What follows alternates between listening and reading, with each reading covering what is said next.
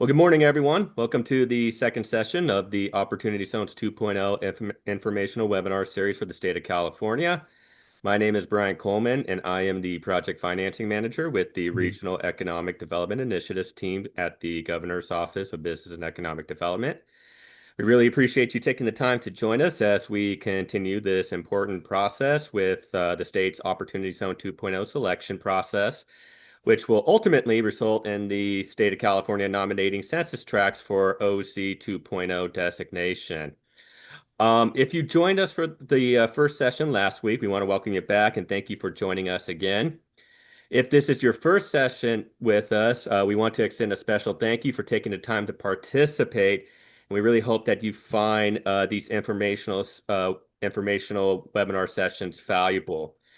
The purpose of these informational webinars is to provide timely and relevant information related to OC 2.0, and in particular, we'll be sharing a broad update on the state's upcoming selection process and how local jurisdictions can participate by recommending census tracts for nomination to the state. But we also hope that you come away with a stronger understanding of how the Opportunity Zone program works and how it can be leveraged to accomplish a wide range of economic development objectives in your communities. And so, having said that, we do have a very knowledgeable and informative group of expert speakers here today who will be sharing some insights and information on how OCs can be leveraged with other financing tools to accomplish a wide range of economic development activities. And so, again, I think this will be a really valuable informational session for all attendees to view. But before I begin introducing today's speakers, I do like to cover a few quick housekeeping notes. Like last time, the audio and chat features have been deactivated for all attendees, and this is to ensure that there's no disruption in the flow of the agenda.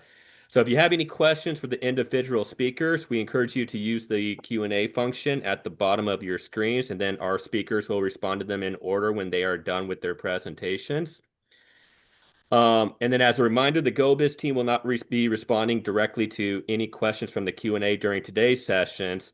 However, all of the questions will be reviewed by our team after the webinar and will be included in an FAQ that will be posted to the GO-Biz website. And then we will also be sharing a link in the chat to a web form where you can post questions for our team. And this web form will remain available after the webinar for any additional questions or follow-up comments. And then also today's session is being recorded, and both today's session and all future sessions will be posted to the GO-Biz YouTube channel for later viewing. So if you were unable to attend the first session last week, the recording is available on our YouTube channel, and I'll go ahead and share a link in the chat so you guys can access that. Go ahead and go to the next slide, Tracy. Okay, so here's a broad overview of the agenda for today's session.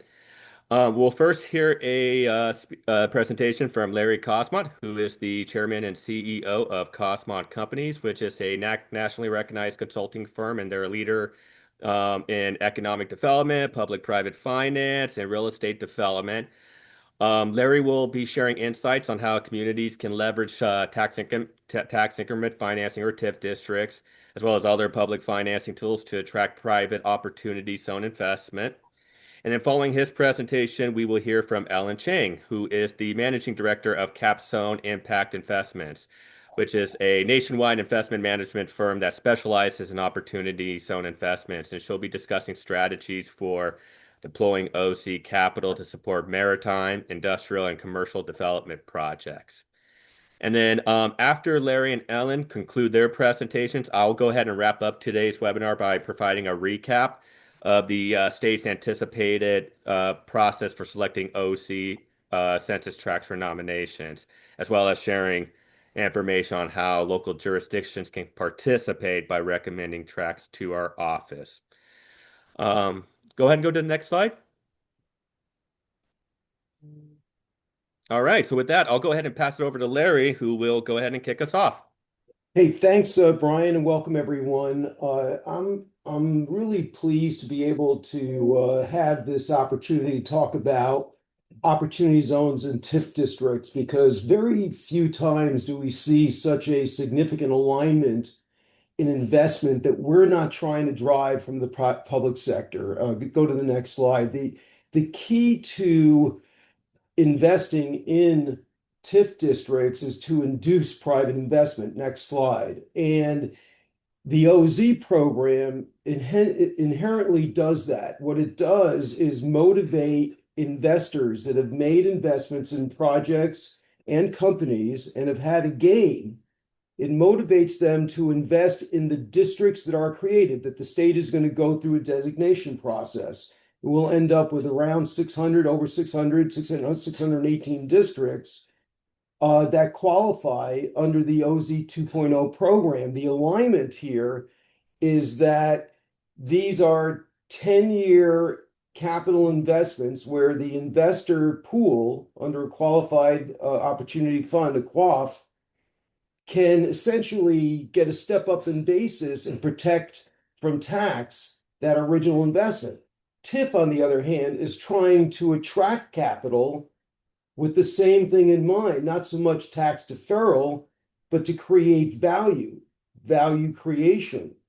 And these alignments really work because we have on one end, essentially the federal government finding early funds for TIF districts, and the TIF districts have a chance to use the value of those investments among other valuations that increase in the TIF district to invest in infrastructure and other community improvements that further incentivize OZ investors. So we have a cycle of investment that's created here, not only using the TIF districts, which are usually standalones, but now augmented by the OZs. So let's talk about the timeline, because if I'm a city or county that has eligible tracts and that has either adopted a TIF or can adopt a TIF fairly quickly, because the way this process is going to work out is that GO-Biz in the state is enabling a pretty good period of time. I'll go through this with you in a little bit,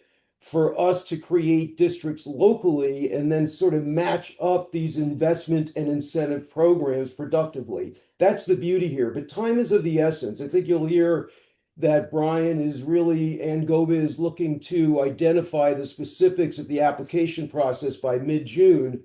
And that'll put us, as you can see on left, that'll put us into a process for the governor to nominate these districts by the end of September, right? So between now and the end of September, there's a chance for us to shape our local applications by initiating a TIF. So on the far right, state will prioritize TIFs.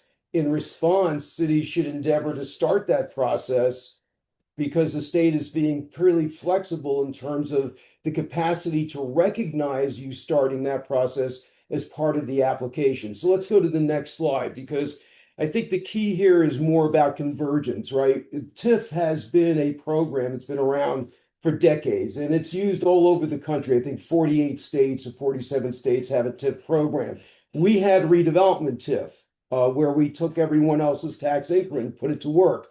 Now we have standalone TIF. County or city can elect to start a TIF district to engage property development investment in that area.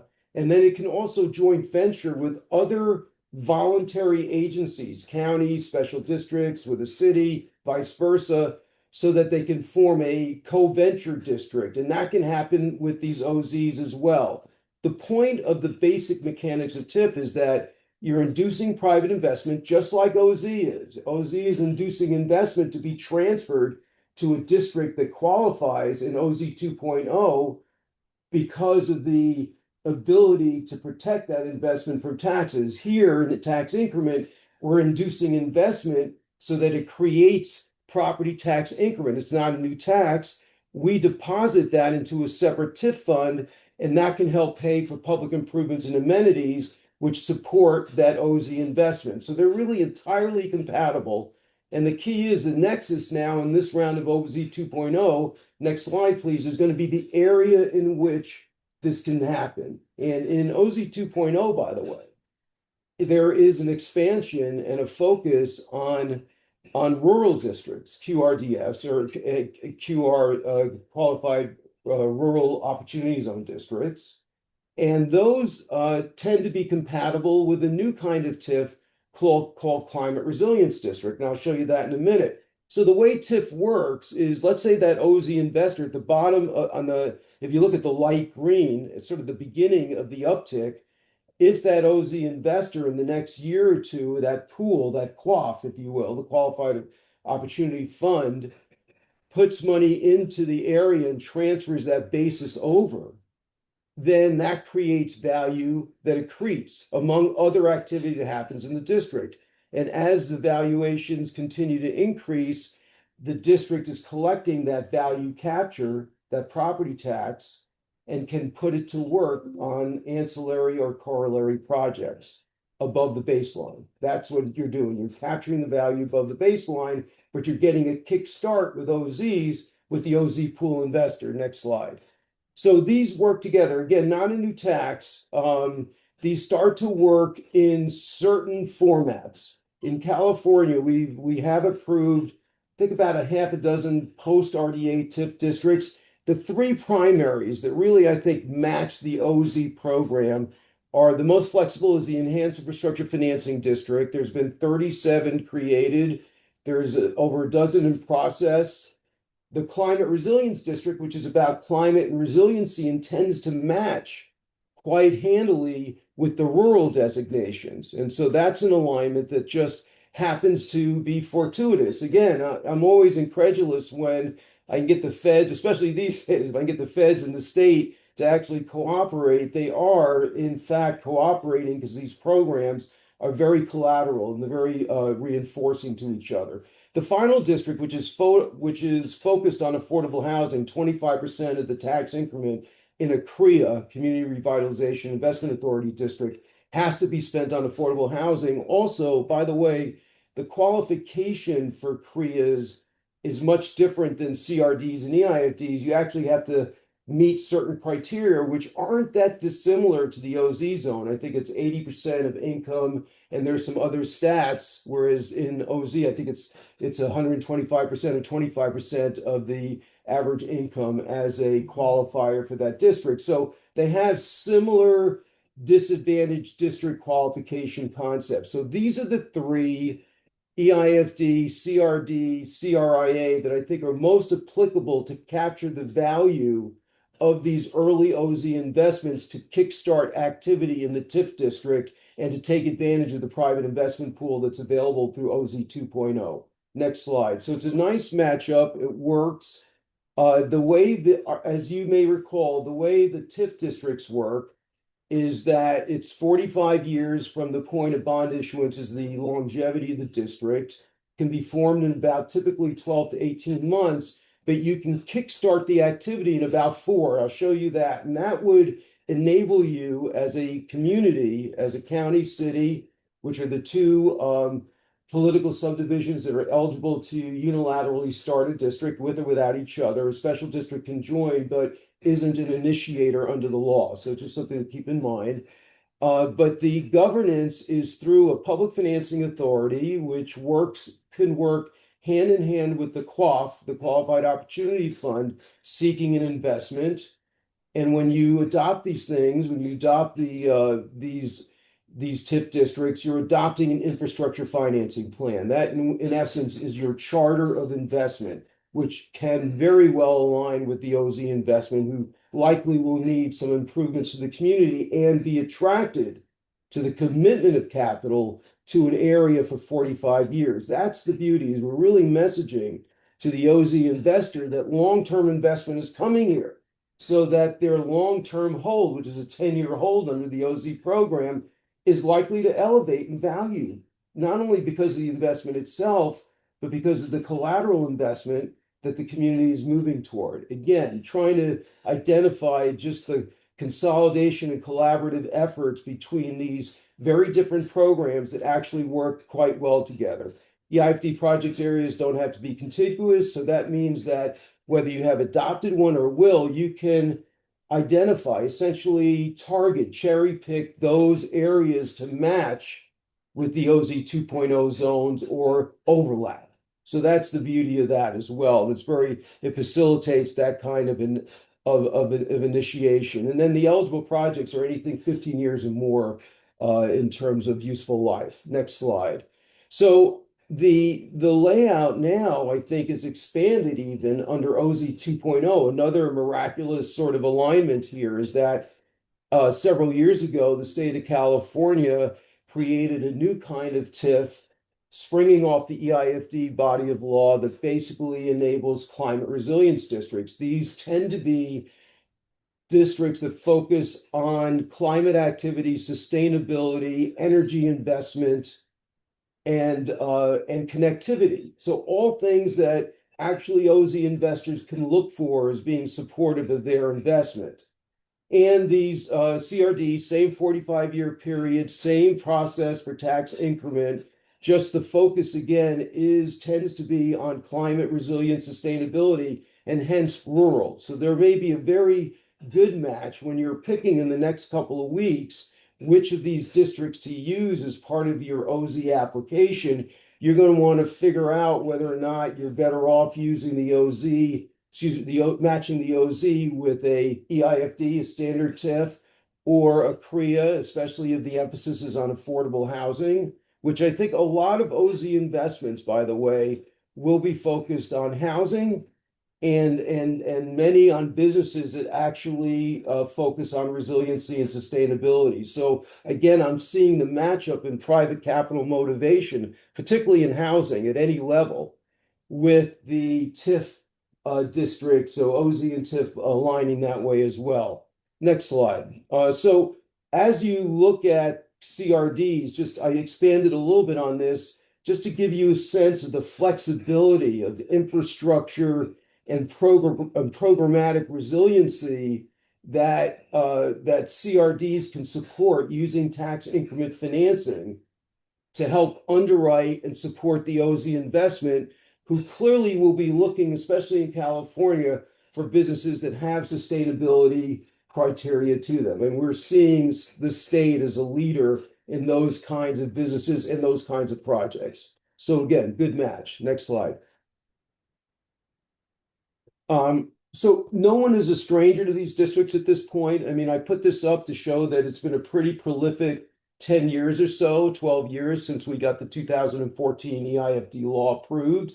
We've got 37 formed. Many of these will have eligibility inherently with some level of an OZ 2.0. There's going to be an overlap. So the first thing we should all do, if you're a city or a county that's part of one of these, is before you start your application is see if there is an overlap. To the extent there isn't, then you can define the areas that you want to include as initially defined by the eligible OZ 2.0 area. So you map out that 2.0 area, part one, and you see your eligibility, and then you overlay either an existing TIF district or you create the new one. And again, the TIF districts don't have to be contiguous, so you can move them and manuscript them pretty much along the lines of OZ designation as 2.0 designation or other priorities that you have. I wouldn't just because of the OZ 2.0 opportunity is here, discount the other collateral reasons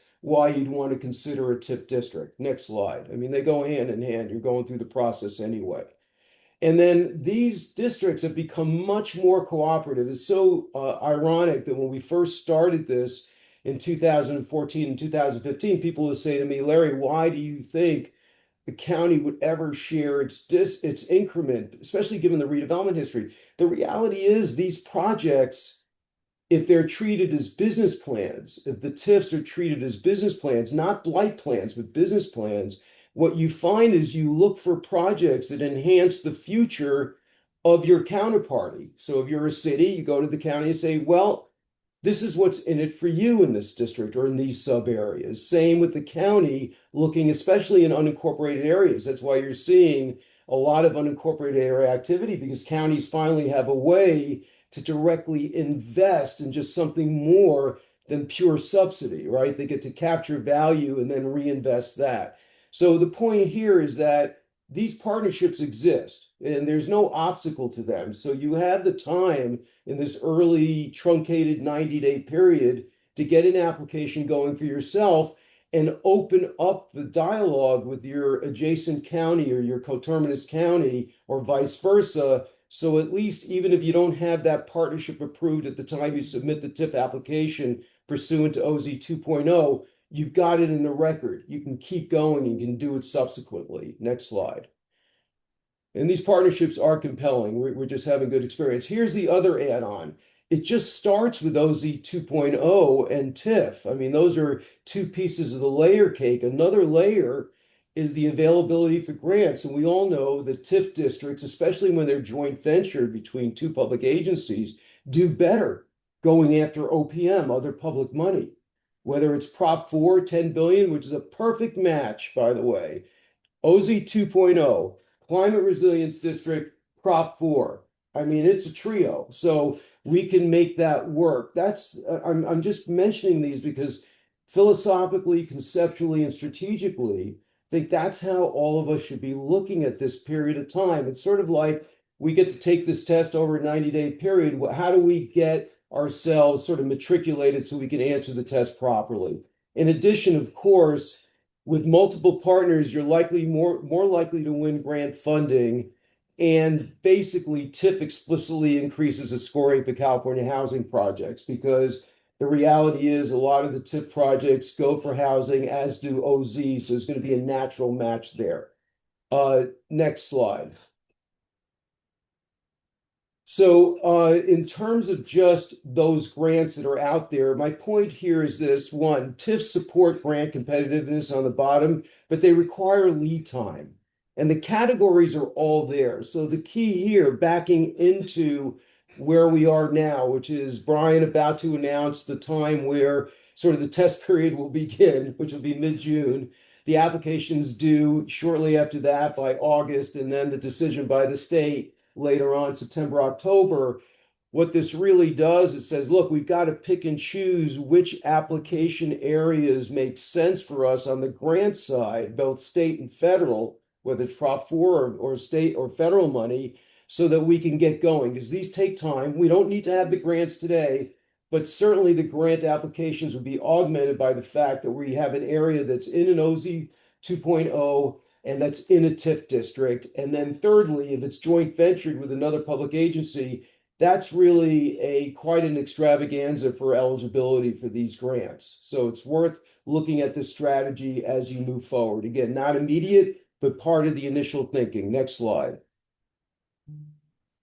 And then just kind of wrapping up, here's a key scheduling slide. And sorry for the business, the steps for creating TIF districts, they're outlined by the statute. There's nothing we can do about that. But here's the opportunities between now and May and June. We can go ahead and do an initial evaluation of an EIFD, a CRD, even a CREA in support of a pending OZ application. You can really do that.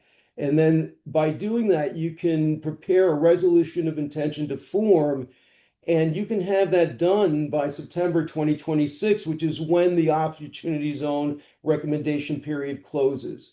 So we're in a quick but coterminous process that can be very productive for us if we just get going pretty quickly. And then, of course, the selected tracks become effective in January 2027. And that gives us, some time to finish up the TIF district completion process and really be ready, with all boots on the ground by Q1 or Q2 2027, which makes terrific or perfect sense because that would be the time we will see the value of OZ investment coming to the district, and we would have gotten the base in a position where we can take the upside because TIF is all about upside. Next slide. And so kind of wrapping up here, one is the idea behind this pairing 2.0 OZ with TIF is following. You identify a site, the TIF funds can prepare infrastructure, the OZ funds basically provide equity and make the investment, which is the valuation lift. Project gets built, infrastructure supports it. It's a cycle of investment, and that creates jobs, housing, and all the things that go with it, amenities and infrastructure. So TIF can reduce the cost for the investor. It can support and leverage the investor more productively. The OZ equity closes the gap, and together they can work together. And by the way, the RENA housing compliance projects, which are going to be multitudinous in California because the RENA report cards are coming due, and we know that it's not going well. So these are joint districts, TIFs and OZs, that really can produce a lot of affordable housing. And I know that I'm likely that some of the decisions on districts will be made on the capacity to deliver affordable housing. So I think, again, another very good match between these programs. So last slide as I wrap up here, I think, next slide, please. I think the next steps for us on this phone call, if you're a city or county looking to take advantage of this OZ 2.0 application cycle, then GO-Biz has already indicated that they'll give added weight to the designation of a TIF district. So that means you just really need to get going based on that chart that I showed you. And I think these presentations will be available to go ahead and kickstart the initial CRD, EIFD, and even pre-TIF activity right now or pretty soon. At least get that resolution of direction, motion for direction to evaluate the EIFD, CRD now from your council, and ultimately follow up in the next 2 to 3 months with a resolution of intent to form, resolution of intention to form, and that will come with some of your initial assessment of what the infrastructure financing plan will include. And of course, evaluate other funding sources. You already have, many of you have grants teams. If you don't, there are some very good grants firms out there that do this work. Start evaluating collateral, supportive grant programs, just like on the sheet I showed you. There's dozens of categories. There's Prop 4, there's state and federal money available. And finally, the state GO-Biz submittal requirements, the details and the process, that's coming soon. I think we'll know within the next couple of weeks, but we're all on notice. We know it's coming. And so if that TIF district strategy is part of your OZ 2.0 strategy, now's the time to get started. Thank you very much. I think that's pretty much it.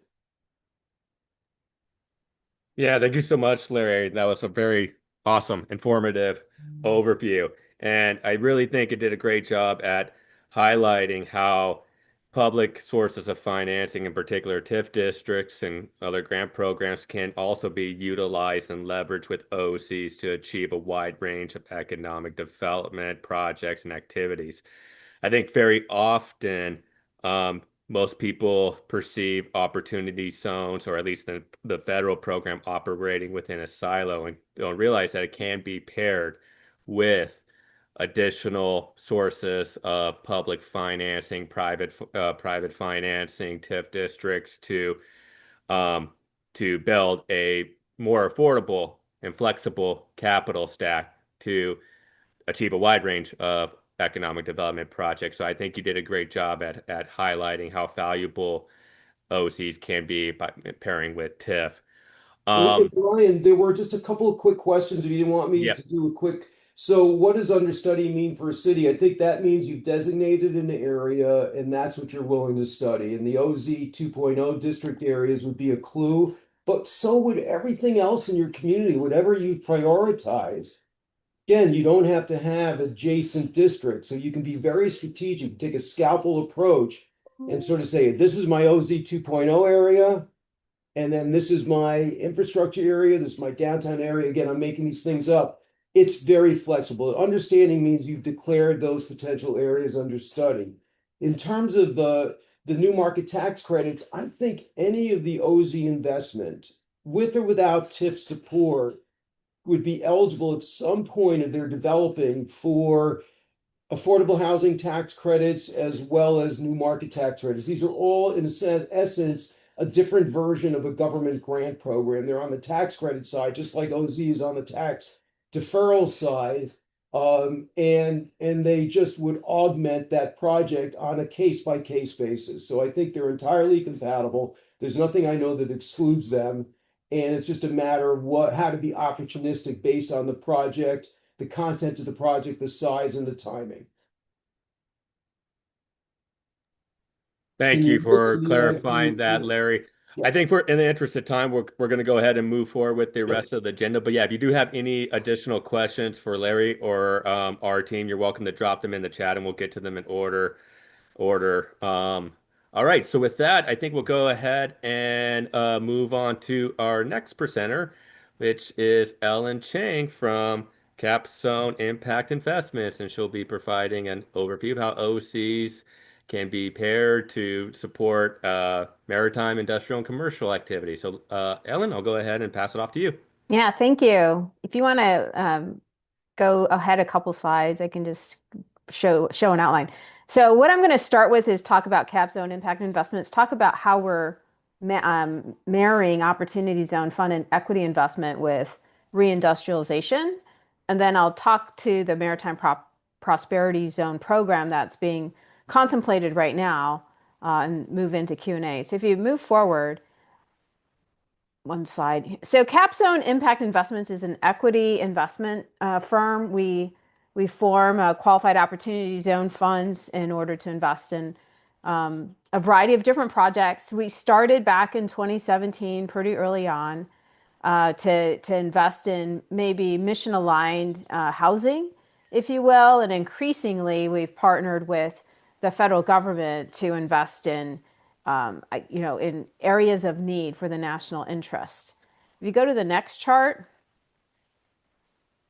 here's a little bit of an overview of who we are. So we have an LLC at the top co, our management, which does the fund management, and then we also have CapZone Analytics, which is more of a compliance tool for the investments that we do have. Next chart. So what we've done is actually marry the opportunity zones with defense industry. You'll see that the maritime sector, the submarine industrial base really is required to grow the supply chain, the manufacturing. All of that is very challenged. It needs space. It needs access to private investment, augmenting the federal level. So we play there. We work with we are fairly active in opportunity zone conversations in order to move forward the program. And we really believe that since so many of the military facilities are adjacent to opportunity zones, it really fits well with our strategy. If you go to the next chart.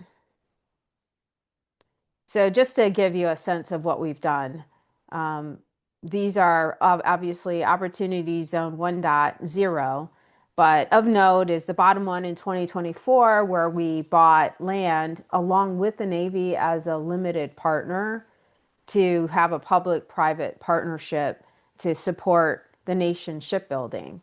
And here in California, there have been conversations around a variety of different areas that California has strategic to shipbuilding and the nation's interests that we've been in conversations with. So next chart. So here's a little bit more on the deal. More not to talk about only about this deal, but maybe to have everyone here who's listening reflect on how you could participate or structure a qualified opportunity zone fund that could be supportive of some of the reindustrialization requirements that might be driven maybe not only by national security, but just the general need for bringing reshoring manufacturing here in the United States. So generally speaking, what we did was define a public-private partnership, and the Navy came in to be a limited partner. We raised additional equity to include our own, and then bought the land. Right now, we're in the last mile of having a conversation around who's going to be on the tenant, what's going to be built there, et cetera, to move forward. The general thought we try to think through, or how do we try to think about this, is we want to force multiply public capital with private capital. Oftentimes, maybe not here in California, but on the public side in the federal, the defense budget, there's often appropriations lapses, government shutdowns, things like that, that really cause a perturbation to a variety of different projects across the country.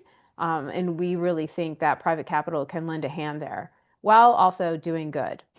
And the Opportunity Zone program is specifically beneficial for that. Going to the next chart. This is just another visual of how we force multiply capital. I would say what we try to think through is how do we provide our government partners some say into the fund structure. So without going into great detail, as we structure these deals, we provide a golden share to the government entity in order to have basically they can say no to certain types of investments. Generally we negotiate a broad scope. But for example, the Mobile Naval Yard that we own, we're not going to put like, I guess, housing or resort hotels there. It's really meant for shipbuilding. We also like to think about holistic approaches, meaning if there is going to be a shipyard going in there, obviously there's going to be a large requirement for workforce housing. So separate from that specific deal, how can we work with the community, look at the Opportunity Zone program, probably other federal as well as state and local programs to bring in and solve some of the affordable housing challenges that the nation has. You go to the next chart. This is just a quick chart about how we have some partnerships, and it's about the analytics piece where it's helping us really think through the compliance measure. It's kind of a tech-enabled compliance platform. Okay, next chart. Having given you the backdrop of what we do, I wanted to go into maritime prosperity zones, which is a federal level program being contemplated right now, and the states, as well as the states, obviously with the local participation, are starting to prepare packages to work with the Department of Commerce, which is overseeing this program. So if you go to the next chart, I'll walk through kind of the history of where the maritime prosperity zones come from. So generally, these were proposed back in last year in April when this executive order called Restoring America's Maritime Dominance came into being. And in there, it talked about a variety of different things, but inside it talked about maritime prosperity zones modeled on OZs. Right now, a lot of folks think that they're tied, they're exactly the same. They're not. They're probably synthetically tied. Maritime prosperity zones are intended to not just act like opportunity zones, but to provide additional benefits. Perhaps think about special permitting for maritime activity, additional other, I guess, trade zones, customs related types of activities that free trade zones allow. So those are some of the benefits that accrue to maritime prosperity zones. And they could be contiguous opportunity zones or they could be a broad swath. So there's not a lot of detail just yet. What I can say is California, though we have a large coastline, oftentimes the maritime prosperity zones often could cover areas that are inland to the country, which deal with manufacturing of supply of maritime capabilities. For example, we are talking to a couple of companies and also states that are in the Midwest, Ohio and Michigan. And let's use Ohio since it's less, there's no really coastline for Ohio. But generally speaking, they have a large industrial base. They do have some very, I guess, older manufacturing companies that have been in the shipbuilding sector that are starting to get investment again. And so the maritime prosperity zones would be drawn to support those areas. So even for California, think about the inland areas. Not everything has to be on the water in the coast because away from the coast, there can be manufacturing activity that's supported. Go to the next chart. Okay, here's just a timeline, just to give people a pictorial. So essentially, I mentioned April 9th. This year, February 13th, this Maritime Action Plan was released. It really talked a lot more about what the executive office was trying to do, and it pushed off to legislatively complete some of the activities. So Congress is now looking at something called the SHIPS Act, which will have various aspects of maritime prosperity zones, probably a maritime security trust fund, et cetera, as part of that conversation. This November, notice this is after the states actually submit opportunity zones. This November is when the Secretary of Commerce is supposedly to submit the updated Maritime Action Plan, which includes maritime prosperity zones, to the White House, essentially. And that's how it's generally going to work. They are going to select 100 maritime prosperity zones. I will say some of the states are competing pretty heavily. Governor Whitmer, the governor of Michigan, basically nominated her whole state to be a maritime prosperity zone. So basically, it's game on for states to compete. What I can say, the lead for this is a gentleman named Brent Sadler. He's a think tank person. He's ex-Navy. He actually is really working this hard because it's his brainchild. What he suggests for those of us who might want to be part of a maritime prosperity zone, and I'm here in San Diego, and San Diego is starting to mobilize its own capabilities. In fact, I have a meeting this afternoon about it. Is how can local communities, kind of say they want to be part of this movement. If they have a press release, et cetera, he said he's willing to take that. So it shows local support. Otherwise, DC is not necessarily in touch with what's happening across the nation. I'll just put that out there. Next chart. High level breakdown of the Maritime Action Plan for folks to kind of take and read in more detail, but generally it not only talks about shipbuilding, but a lot about workforce education and training, talking about protecting the industrial base that does exist, and also look at national security implications.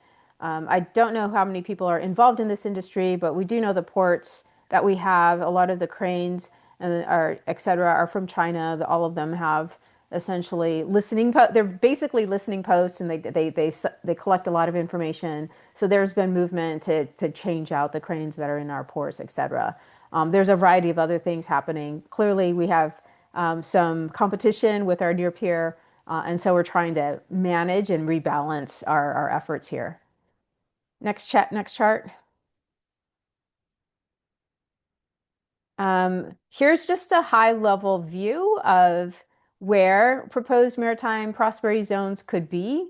We did our own work and also provided some information to the Department of Commerce, but generally looking at aspects of how can MPZs be aligned, number one, with opportunity zones, maybe provide accelerated permitting, also augment the foreign trade zones that already do exist so that we're not duplicating effort again. Maybe we superimpose that.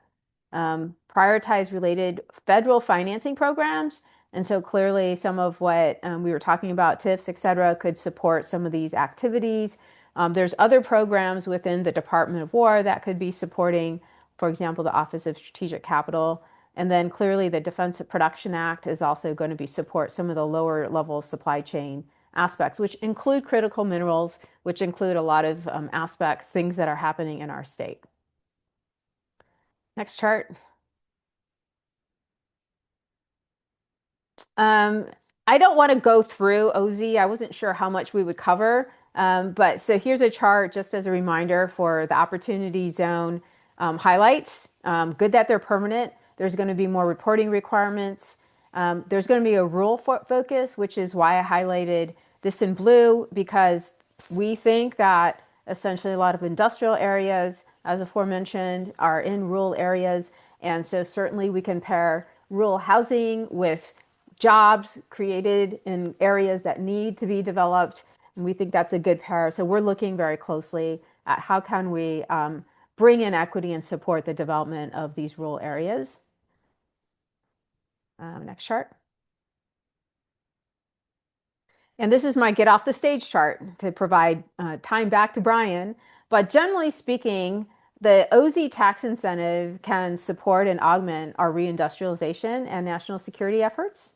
For OZs, we are working and aligning with the manufacturing reshoring activities that are happening. In fact, specifically, I've been out to Darwin, California. There's a mine out there. They can actually, there's some aspects where they're working with Lockheed Martin, but hopefully they stay in opportunity zone in order to be able to achieve and receive, essentially receive additional equity. Vandenberg, California, I'm working with Reach Central Coast because the Space Force there has needs, and so we're looking to work through some of the activities and projects there. We think Simi Valley and some other areas inland to California are perfect for building out some of the manufacturing capabilities. So we're in touch with some of the mayors out there, et cetera, to be able to be helpful. And then for maritime, California should ensure to promote its second to none positioning on the Pacific. I don't know what the state plans to do, but that's how I would think about what our strength is here in California.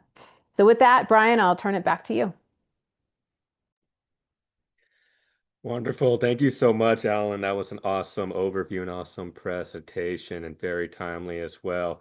I will reiterate that our office has been engaged with a number of waterfront communities, some of the projects you highlighted to explore possible nominations as maritime prosperity zones. And so I think it really is an exciting time for the state to really um, leverage both OCs and maritime prosperity zones to attract private investment across the state and grow some of these strategic industry sectors.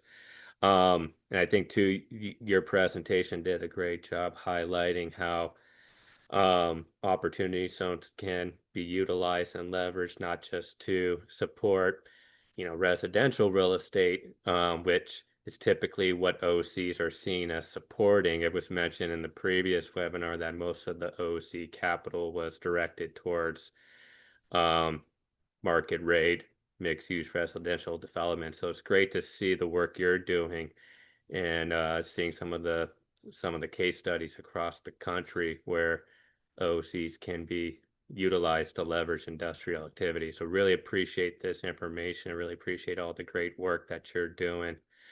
So yeah, if anybody has any questions Yeah, for there is Alan. one. Janice Lynn, a friend of mine, actually proposed one. So I'll read out the question for everyone here. Does eligible MPZ activity extend to also the production of domestic fuels for maritime shipping, et cetera, methanol or ammonia? Right now, I don't have the specifics. I know that has been contemplated by the Department of Commerce. I think we probably need to make sure that's actually addressed. We are trying to protect everything that we actually can produce and source here in the United States. So I would say a resounding yes, but we would have to continue to push for that. And I know that Representative Garamundi is pretty heavily involved in the SHIPS Act, so he's someone to actually work with. Yeah, thank you so much. That was a great question, Janice. And again, thank you so much, Ellen. If anybody else has any other questions for Brian, Ellen, feel free. there was one question that I accidentally erased, and that has to do with whether or not a city can mix CRD and EIFD areas. Oh, And yes. they can if they adopt separately. They are different. They're authorized under similar concepts, but it's been an iterative process from EIFD to CRD, then to DRD, disaster recovery districts. You know how we do it in California. Simple is not is not sort of our pathway. So you can adopt both, but you could by and between the districts enter into a series of cooperation agreements to move funding and improvements back and forth as long as those improvements comply with the respective infrastructure financing plan and that you can make a finding of benefit to each area that receives some of those funding or projects installed.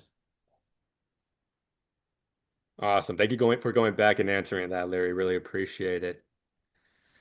All right.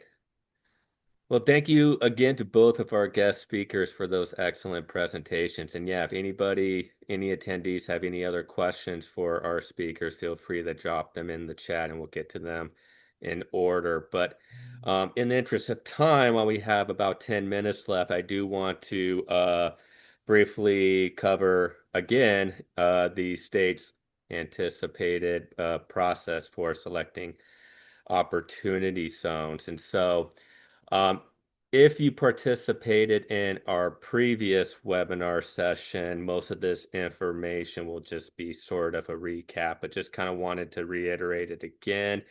especially for new attendees on the call, just to kind of clarify the state's upcoming approach to accepting recommendations from local jurisdictions and selecting OC census tracts. So if we can go ahead and go to the next slide. All right, so just wanted to cover the high level timeline for the state's OC 2.0 process over the coming weeks and months. So over the next several weeks, GO-Biz will continue hosting informational webinars, and then we will eventually be hosting office hours to provide updates and to also support local jurisdictions and stakeholders with any questions they may have and help guide them through this process. And so we do have one more informational webinar scheduled for next Tuesday, June 2nd, 10:30 to 11:30, and we'll be having guest speakers on there from HUD and Urban Institute who'll be sharing some tools and resources for local jurisdictions to use to identify the most competitive and optimal census tracts for OC designation. And then we do anticipate opening the online application window for local jurisdictions to start recommending census tracts for nomination to the state beginning in mid-June to late July. We are still working on finalizing a final date or an exact date for when we will open the formal application window, but we are aiming for mid to late June timeframe.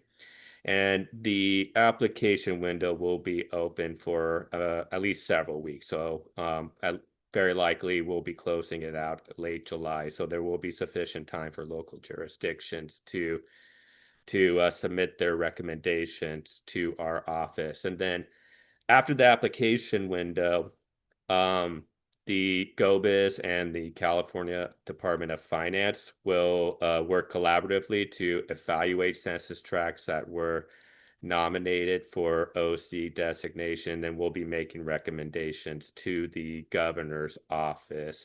And it's the intent for the governor's office to formally submit those nominated census tracts to the U.S. Department of Treasury by the September 28th, 2026 deadline. And then the Department of Treasury will spend the last couple months of the year certifying those nominations, and then those new OC 2.0 census tracts will take effect. So one thing I wanted to reiterate is that the process for recommending census tracts will be available for local government entities and subdivisions of local governments. So it is our intention to accept formal census tract recommendations from cities, counties, special districts, regional joint powers authorities, councils of governments, and similar public agencies. So if you are a local organization like a local economic development organization, nonprofit, community group, developer, or just any other private stakeholder, and you're interested in recommending a census tract for OC 2.0 designation, we do encourage you to coordinate directly with your local government partners regarding the submission process. Ultimately, we want this to be a collaborative process as well. So we do want to encourage local jurisdictions to work collaboratively with local organizations to identify the census tracts in their jurisdictions that would be most competitive to recommend to the state.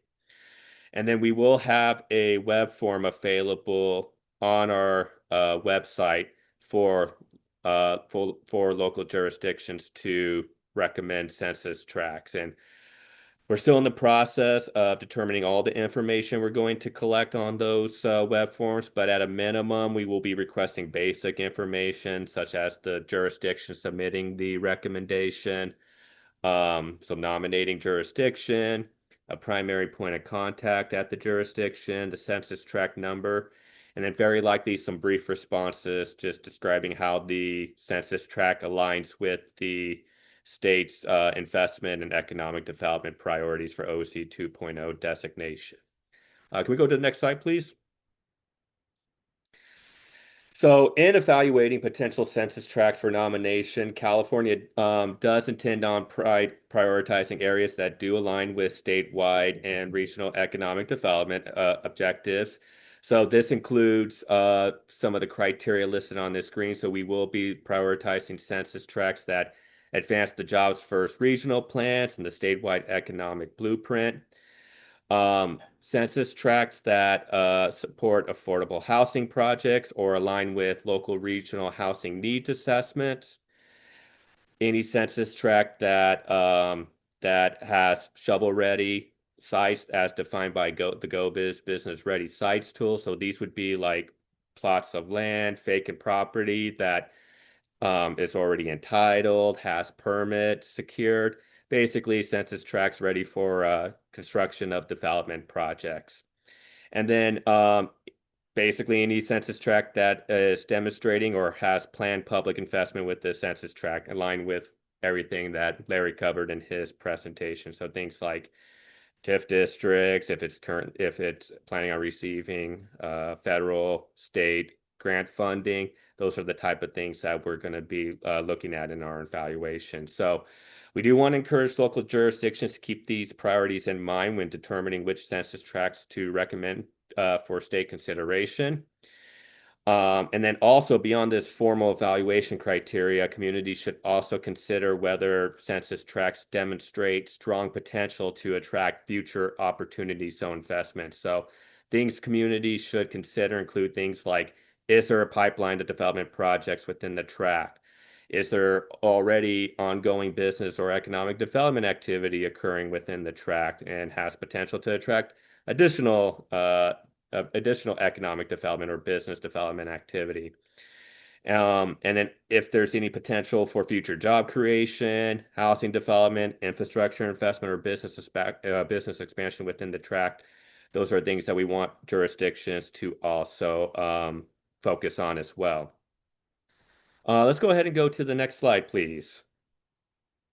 All right, wonderful. So, yeah, I do want to reiterate that additional details regarding the submission process and the evaluation criteria, as well as the application procedures, will continue to be shared in the coming weeks and the upcoming webinars and office hours. So, communities will have time to gather the necessary information needed to prepare their recommendations. In the meantime, we do encourage everyone, all attendees on this call, all external partners, to visit the dedicated Opportunity Zones 2.0 webpage on the GO-Biz website. This webpage will essentially serve as the central hub for future webinar announcements, office hour registration, program updates, guidance materials, and additional resources regarding the state's OC 2.0 process. And then if you haven't done so already, we do also encourage external partners to subscribe to the various GO-Biz newsletters because future announcements and updates regarding the state selection process will be distributed on those channels as well. All right, so as one final reminder, today's webinar recording will be posted to the GO-Biz YouTube channel so that attendees can revisit the presentation or share with any colleagues who may have not been able to attend today's session. And then we will also be posting links to those recordings directly on the OC 2.0 webpage along with future webinar updates. So again, with that, I want to sincerely thank you, Larry and Ellen, for those awesome presentations. And I also want to thank everyone for taking time to join us today. We really do appreciate your partnership and engagement in this exciting process, and we hope to see you all on future webinar sessions. Thank you.